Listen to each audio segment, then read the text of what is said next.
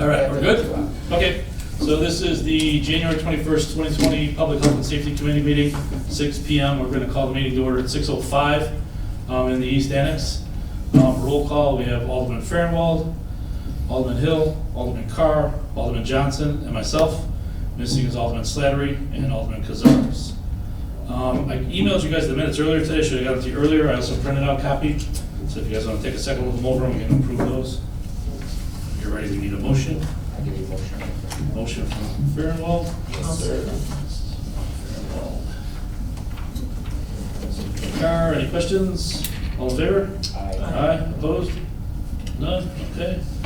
Citizens' concerns, there are none here, no citizens that is. So we're gonna go to the fire department report. Chief? Thank you, Mr. Chairman, Alderman. You have the report for December 2019 in front of you. We'll start with the emergency call responses for the month. 304 total EMS responses, 119 fire, 12 of which were auto aid responses broken down respectively, and 1 mutual aid response. Medical reimbursement services collected, that's our ambulance billing for the month of December. Excuse me, total $40,261.93. You can see the attached, and that is the year-to-date as well, or I should say the yearly total broken down. That's the second page there. Bringing the year-to-date total to $437,220.93. Fire recovery for the city of Blue Island received in December $805.20, bringing that total to $21,605.74 for the year. False alarm fees collected in the month of December were $300, bringing that total to $4,777.62. December was a light month as far as calls go, so that's fairly good. No fires. No fires out of town. In town, we did have a difficult breather that turned out to be a full arrest. The guys actually brought her back, or him back, by the time they got to the hospital, and they've survived to date. So we'll put that in for a good call to Bernie, the region director, and see where that goes. But the guys did a good job on that one, and I believe they have one other one, but I don't have the information on that. I think that was towards the end of the year, or maybe it was right after the first of the year. We did respond to several auto accidents, none of which involved major damage, so that's again a good thing. Like I said, relatively quiet month for activity as far as we go, nothing spectacular, which is good for a change. Excuse me. If you flip the page, general information for the year, for the month. Continue to prepare for the appropriations or budget for 2020. We did hire the 27th firefighter, Sean Sarge, bringing our total number to 27, and we participated in the 2009 light parade like we have in the past few years. Maintenance, truck 2124 is still on service. I reported on that again last month. They tore out one of the wear pads when they were ladder testing it, so that will be going out, well, actually it was still over there, so it should be going out this week, probably tomorrow. They're anticipating another probably, he tells me it'll be back sooner than the last go around, which was almost 4 months, so we're hoping for 2 or 3, I'll take it, but it's still out of service at this time. Fire prevention, again, the flow MSP, right, like I report every month, we continue to do the pre-plans every Wednesday and get that uploaded into the computer or into the software program. And Lieutenant Zielinski continues to do his inspections. Training for the month of December, we totaled 295 hours. That's also attached. Continue with the ongoing driver's training for our probationary firefighters. And we had members, all 27 members were assigned and completed the NFPA 1500 respiratory protection as mandated. Operationally, we held an officers meeting in the middle of the month to discuss operational changes for the forthcoming year. We've already started to implement a few of those. I'll talk about that next month's report, but so far we're a couple weeks into it, so everything seems to be going rather smoothly. The truck will certainly help when it comes back. And then under EMS, obviously we're still exploring the ALS options with Metro being still shuttered. And that would be obviously, as we get into the appropriations/budget, we'll have more obviously discussions about that as we go. Let's see, any questions about look. You also have in the packet overtime hours for the month of December, broken down by each member and the total, as well as the corresponding sheets as to what they were called back for overtime for. And then the 7G is the last page in there. Again, relatively light for that. So that's it for December. Yeah, December's. Any questions about that? Anyone? No? Okay. I didn't know you were gonna have an annual report, but. That's more for, I did that last year for the first time. Okay. So again, I sent out an email today too. I know it was a little, I was working on it all the way up till Sure. this afternoon. So I wanted to get it to you guys tonight. Again, if you guys have questions, feel free. It just gives you a little bit of a synopsis of what we did for the year. Some of our highlights, some of the things that we're gonna be looking to do for 20. And like I said, if you guys certainly have questions, feel free to call me and we can discuss. All right, great. Maybe we'll just let everybody kind of look at it, and people have questions we can talk about next month. Does that work? Yeah, that's fine. Like I said, I mean, unless there's something informational. really pressing, right? Give you guys an idea. Everyone okay with that? Give you a chance to read through it and see what it's all about. I looked through it, looks pretty good, actually. Just impressed. Okay, do you have any other business, Dan? I do. I just want to bring something to you guys' attention just as we enter into the budget. I know it's going to be obviously a prolonged exercise, if you will, and I know it's going to be a lot to do with finance, but again, looking for support. We talked a little bit about rig replacement, like maybe it was last month, some of the ideas, but I just wanted to bring in a couple of things that are going through my mind, because again, without a capital plan and having a real idea of where we're at financially as to what we're going to be doing, just give you guys a few options or some things that I've thought of that obviously I'll need support with, but you know, I mentioned our billing, which we just, you know, I told you our year-to-date totals and everything else. If we could, like other municipalities, some would have, and I'm certainly not looking for all of it, but you know, obviously our revenue is limited as to what we can get, and I know we're sharing the pot.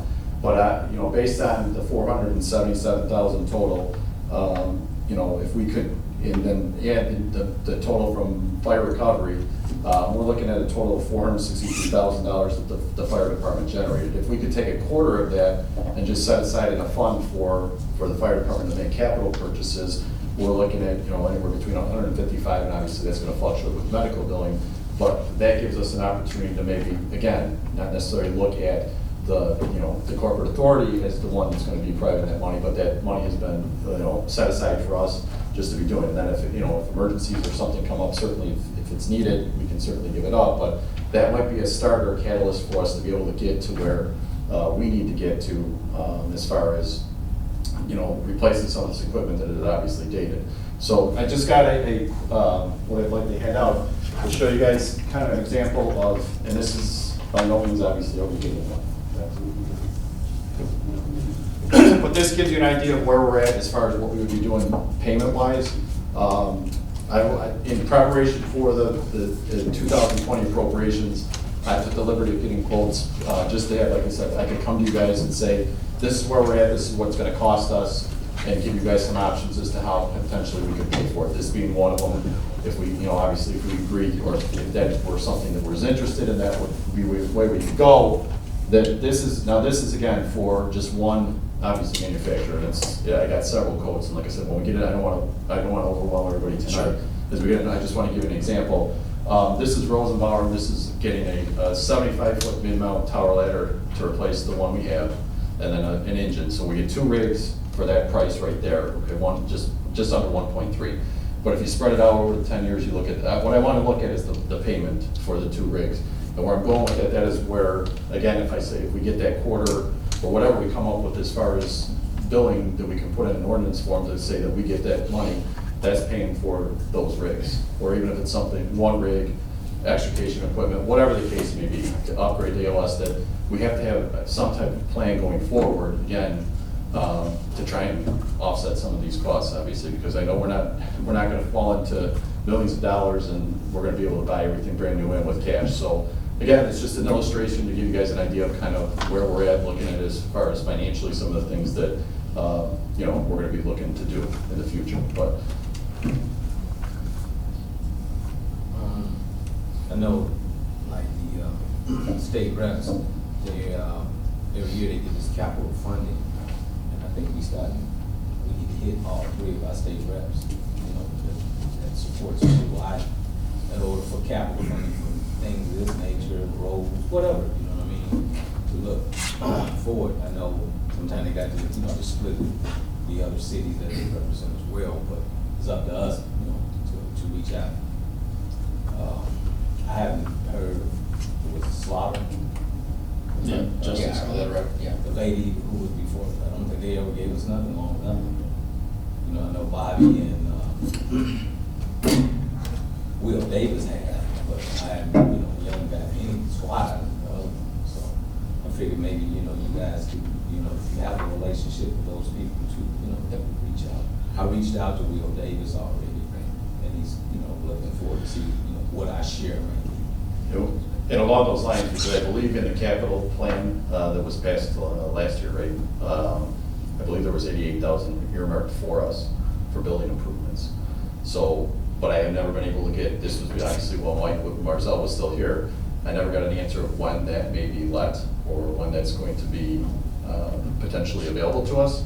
And if that does come to fruition, which is obviously would be very helpful to us, there's some other ideas that I'd like to approach this committee about, and then obviously the full council. But I believe that I know that we had I think it was $88,000 that was earmarked for the city of Blue Island and the fire department specifically. Right. Yeah. So. Yeah, I remember because I remember the park district got money. Yeah. Okay. Well, you know what, obviously we're still without a finance director. We're working on that. I'll reach out to the mayor. He told me if I have questions, I'll ask him, so I'll see if he has any idea where that's at, or we'll see what we can do to try and find that, because that would come in handy, you know, come along with, you know, appropriations coming up and everything. So, you know, if we get spend our money on something, then we get spend our money on something else. Yeah. Yeah, and I, you know, a couple of years I was on finance committee before this. Certainly a concern we had at the time was that the city has never been good about setting aside, you know, dedicated funds for something like this. So I like your idea. I don't know, you know, the numbers, what they would be. But it does seem like that's something that the city ought to do, is to, you know, have funds where we are trying to get ready for, you know, the expenses rather than, you know, well, we need something, we don't have any money. So, yeah. Right. Because Alderman Farrell, what happens is that we have appropriations in the general fund, but things are not earmarked. Right. What they supposed to Right. be. They go in the general fund, You know, you know, and I think as a committee, I think if we, you know, because it seems like we're more cohesive than the last committees were yeah. for public health and safety, for us to be able to, you know, to stand on that, to make sure that, you know, the people in public, you know, in our health and first responders are getting the tools that they need. You know? Yep. And then the rest, you know, of course, you know, goes to the infrastructure and things of that nature. I think that we should have streets in each person's ward that should be earmarked to get fixed, Yeah. or an alley or something. We have not done that in the past, but also we have mentioned it, you know, Chairman, but never stood on it. Yeah. You know, make it happen. And just to reiterate to your point, Alderman Farrell, as far as the monies, like I said, just based on this year alone, with the combination of medical billing and the fire recovery stuff, we're looking at $463,000, $600 that we collected alone. If it's a quarter of that, that's about $155,000. So again, it will go up and down certainly, but like I said, that's why I wanted to illustrate what the payment for 2 rigs over the course of the time. So if we average that, at least we know ballpark where we're at least we're going to be able to do some things. Now again, are we getting 2? Not necessarily, but again, there's a little flexibility there that if we do need something, and then obviously the rest of that, the difference, which is 300-some thousand extra, is going to go into the general fund like it currently does. So it's just an option potentially that again lays out at least the start of something to save for these big capital purchases as they go on. I got a question, Chief, maybe you or Chairman, you can answer that. What do you guys do, like when it goes, that vehicle goes out, you know, resell it to someone else, or is it not eligible for nothing else? You could sell it. We potentially actually, one of the Rosenbauer dealer actually said he's got a guy for the E1. There's, you know, now we're gonna get a lot for it? No, we might get, I don't know, 100, we might get 100, he said. It beats going across the scale with it. Correct, Scale. yeah, and, you know, we have the old, the Sutphen, that's what, 94? Yeah. And, you know, we, when I first got here, I shopped it around a little bit, and I was told, you know, you might get 30, but you get, you know, people interested as collectors, and even some smaller departments from other areas, you know, that's top of the line to them, so, you know, $30,000 for rig, because it's still in decent shape. So no, are you gonna get, you know, are you gonna offset the cost a little bit? It's probably, it might be for a down payment, but, you know, Right. Yeah, it's something. the truck that he's looking at replacing is a 98. Yeah. So he's looking at 22 years old. And I know in your annual report there, gives the average lifespan of them. Yeah. I think you guys are gonna be surprised at how low it is. Yeah. You know, because I remember thinking when I was there, like, holy cow, we gotta figure out something here pretty quick. And, Yeah. you know, so now it's your problem. Yeah. But you're Well, no, I mean, blank, and here it is, yeah. But I mean, but I get it, yeah, and I completely can see what you're saying. I like your idea about the, you know, capital fund, or starting it, so we'll see what we can do to, I think everyone on this committee would back it. Yeah. You know what I mean, I don't know where it's gonna go before the full council and all that kind of stuff, Sure. but I think it's a great idea. It's a step in the right direction, you know? Yeah, and if you can sell that thing and get anything for it, whatever little bit helps. Yeah. I didn't realize it was worth that much. That's what he says now. It was, whether- I think it cost $6 something back in the 90s, so I figured it'd be worth it, you know, whatever, just guessing, 50 grand, but okay, all right. Do you have anything else?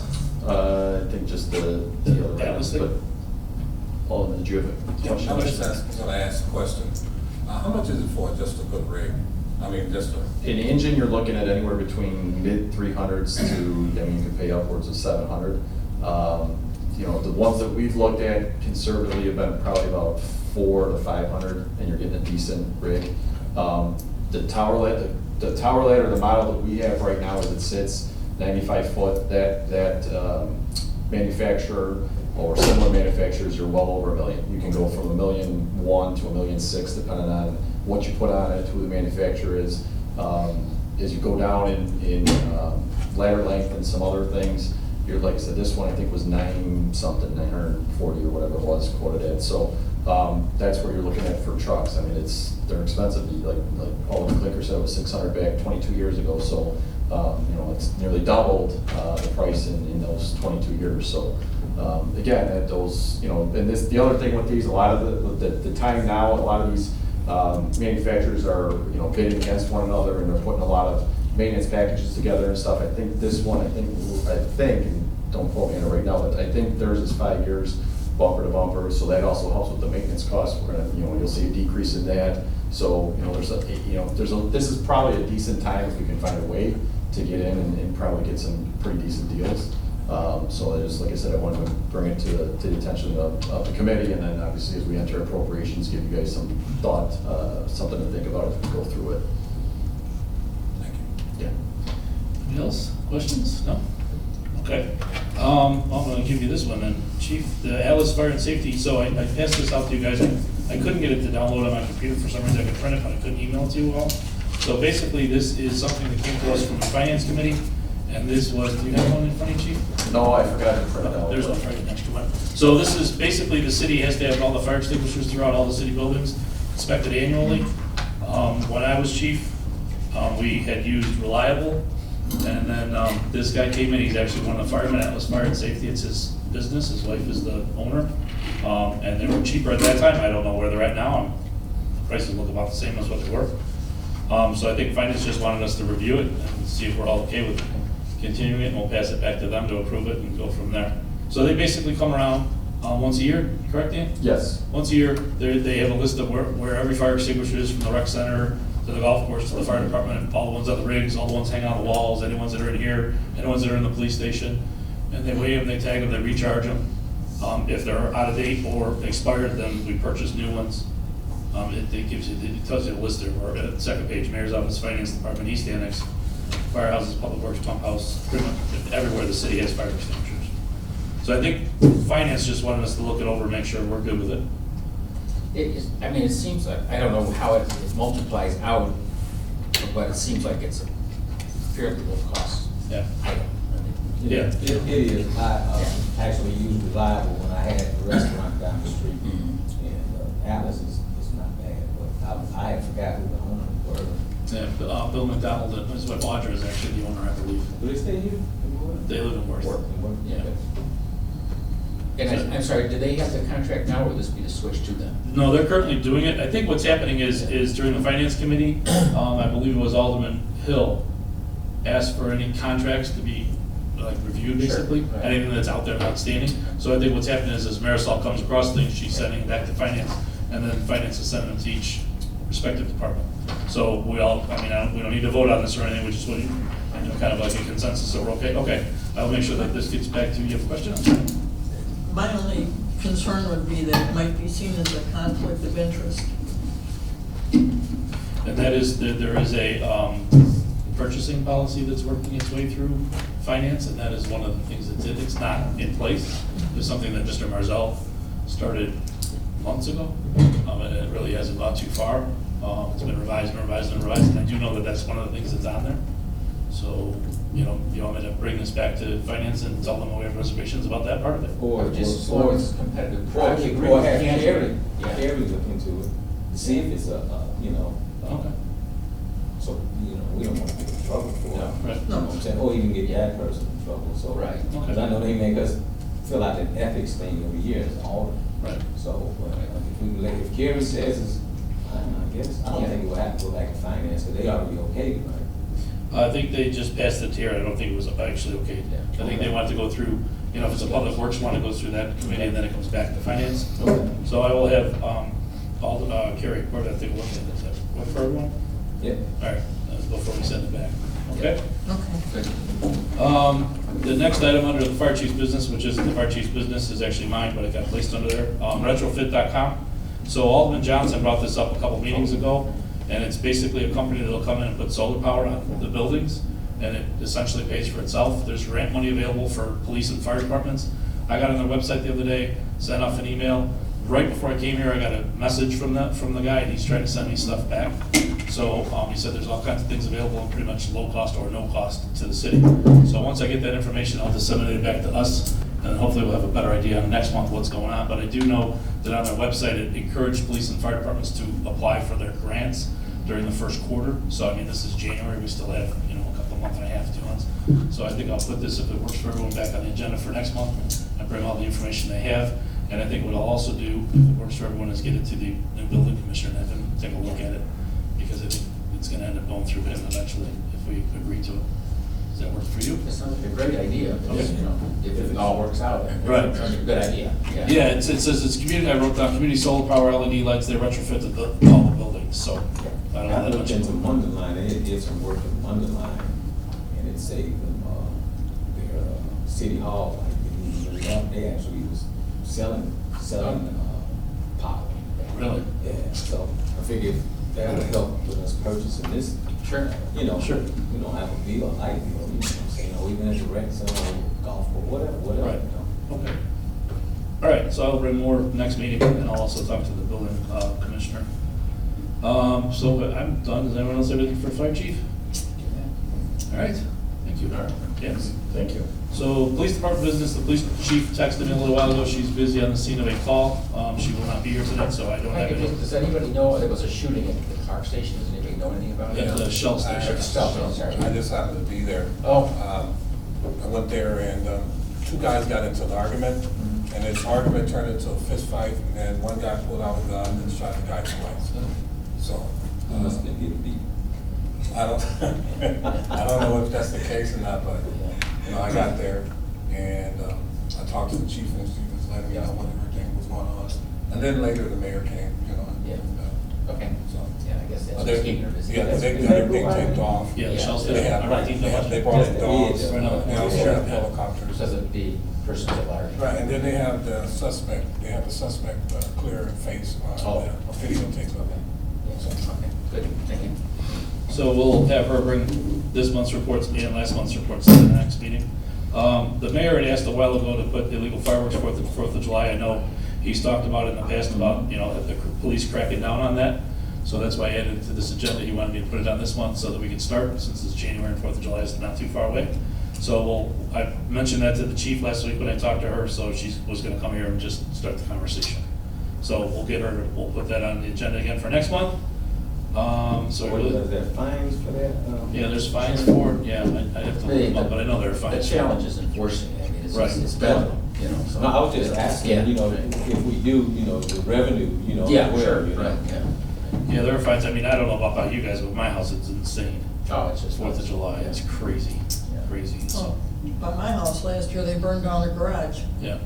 so. You know, what I'd at least like to see, the day of the 4th is really rough, but, you know, the shoulder times, people, I mean, that would be a time where I'd like to at least see it constrained, you know, try to keep it into the 4th at least, if nothing else. Right, like the This 2 weeks goes on, before, it's the week and a half ridiculous, after, you know. yeah. Right, yeah. That's something you actually could manage, I think, you know, the 4th is a challenge. Yeah, the 4th itself is a challenge. Yeah. Like you said, pre and post, we Yeah, it don't need goes, that. it's too much. But, you know, I think we need to do more for, on the 4th as well, to probably maybe engage the people. Right there. Yeah. We used to have like a parade, and then we had fireworks, you know, and then the people would then aid and whatever, drink, whatever. It was a day of festivities instead of just Yeah. a little short Sure. stint of fireworks and that's it, but it was a proceeding towards the, you remember? Yeah, I remember. Yeah, so it, you know, it was actually a better time, I think, and it engaged the citizens more. Yeah. Well, we've got a nice event down now at the water, I mean, it's a good start, but it Yeah. could expand it from there, for sure, yeah, I agree, yeah. All right, Don Marchbanks is not here, so we'll skip the whole Homeland Security business. Any Alderman comments or concerns? I'll just say that. I'm it's sorry, kind I forgot about the Yeah, traffic. it's kind of a rerun Yep. of what I've been saying. So the speeding, the speed calming task force public meeting, we are in the planning stage still. It's gotten hauled up a little bit because there has come kind of a meeting with a little more urgency to it that we're planning for Metro South employees. The Cook County's gonna come in and do kind of a little, I don't know, job fairs, probably a little bit overwork, but just as education about what jobs are available. So that's the first thing on the docket that I'm working with Marisol on right now, and she's awful busy because we need to hire a finance director. Anyway, long story short, that's gonna happen probably late February, and then the speed calming meeting probably in March or something, so it's just gotten a little bit further out of the Okay. horizon, but keep it going. Alderman concerns? It's not fair. Yeah, late February. All right. 27, actually, the February 27 is the tentative date for the Cook County thing. It's not set in stone yet, but that's what we're working towards. I know what I had, I'm sorry, did anybody else? Go ahead. What I had probably would have to go to Public Works, but it's about safety. It's a bridge, it's a Ketty Bridge from like, I guess it's at 143rd to 139th. There's homes up under there, and in one section, they have the fencing that, you know, goes up sort of Right. like the baseball fencing. The rest of it's not, but I go down there and I'm cleaning beer bottles and Yeah. alcohol bottles, and with the people, you know, instead of, you know, they gotta throw it over there. If somebody's walking over there, even watering their grass in their yard, they get slapped with a bottle or something, you know? And I was just figuring maybe they could put that kind of fencing, you know, alongside. All the way the road. across. Right, because think- it's been a section of, or I guess it was an accident or something there. And there's been a section missing that they just replaced, I wanna say this month, and they had a concrete barrier there, you know? I just hate to see if somebody would push the dang on concrete barrier through that hole, you know what I mean? Yeah. But I've been asking, and I know I probably have to deal with, Public Works about reaching out to Cook County. 'cause Right. That's Yeah, the it's a thing. bridge, yeah. But I just wanted to bring it here to this format, to let them know, you know, let us know, about the dangers. And, you know, those are Blue Island citizens on one side, and on the other side is Robbins Right. citizens, so. Yeah, I think the fencing is actually where the train goes underneath. Mm-hmm. You know, but So the rest you of it's all, protect the right, train. exactly, that's what I'm getting at, the fencing is where the train actually, because like 139th Street Bridge, it's all the way across, isn't it? Mhm. The one that goes just west of Western? Mhm. Yeah, on both sides, so that's a great idea. Yeah, I think maybe, is that your committee? Yeah. That might be a good idea to go there and see what we can get Jim or whoever to start Yeah, contacting the yeah. county. Right. You know, or the attorney or whatever, somebody to put a little pressure on them. and see Yeah, what the they Jim do. usually does a pretty good job, and I know he's been overwhelmed as well, so, Yeah. but I wanted to make sure that I brought it to this committee because it's a safety situation, you know what I mean? And it's been going on for, you know, quite a while, and those people up in there have been complaining, you know, to me about it. You know, and I pick up about it sometime around there, I understand. Okay, no other Alderman concerns or comments? Motion to adjourn? Citizen concerns?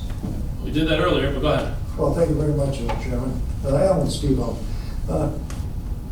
My neighbor, John Cairo, they found him dead on December 26th. Can you enlighten us what happened to him? I do not have that information. I don't think anyone in this committee Chief, knows. do you know anything about that? They found him dead in Blue Island here. In his home or somewhere else? I know he was Yeah. somewhere else. No, I didn't. The first responders, have they been trained yet for the illegal cannabis? Chief? Have you done any cannabis training yet? No, not today. We're still. I am not aware if the police department, whether they have or have not. Just in that regard, Mr. Yes, Stevo, thank you. there is an ordinance that we passed about a year and a half ago, kind of decriminalizing cannabis at that time, and that was before it was known that, it was going to become a statewide thing. It didn't decriminalize it, it sort of, it took the fines down, it made it a less severe penalty for small personal possession amounts. And I have talked to the city attorney about that, and pointed out that that needs to be, we now need to revisit that since it is now legal, and our ordinance is now out of sync with the current legal scheme. So I'm just giving you that much information I know about where that's. Thank you, very much. Thank you. As far as these lawsuits for the police department, do you have any plans on how you're going to handle this obstruction of justice that costs us millions of dollars? I believe it's already been discussed with the city.